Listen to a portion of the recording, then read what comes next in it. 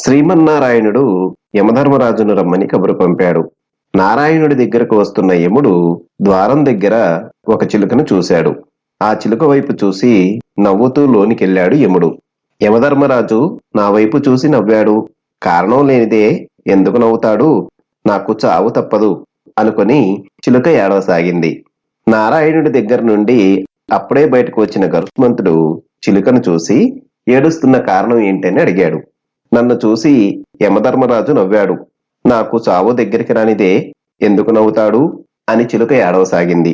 పక్షిజాతి వాడైన గరుత్మంతుడు చిలుకను చూసి జాలిపడ్డాడు. బాధపడకు, కేవలం కొద్దిసేపట్లో నిన్ను 7 సముద్రాల అవతల చెట్టుపై వదిలేస్తాను. అక్కడ నీకు చావుండదు అని చెప్పాడు. చిలుక గరుత్మంతుడిపై కూర్చుంది. చిలుకను తీసుకొని కొద్దిసేపటిలో 7 సముద్రాల ఆవల చెట్టుపై వదిలివచ్చాడు. చిలుకను వదిలివచ్చి ఆయాసపడుతూ ద్వారం దగ్గర నిల్చున్నాడు.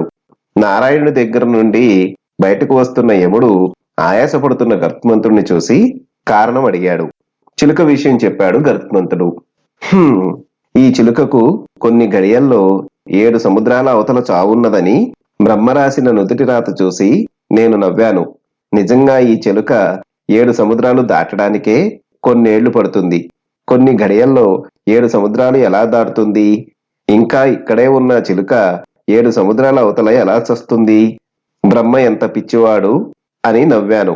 బ్రహ్మరాత ఎవరూ తప్పించలేరని ఇప్పుడు అర్థమైంది అన్నాడు యమధర్మరాజు. అక్కడ చెట్టుపై చిలుక పాము కాటుతో మరణించింది.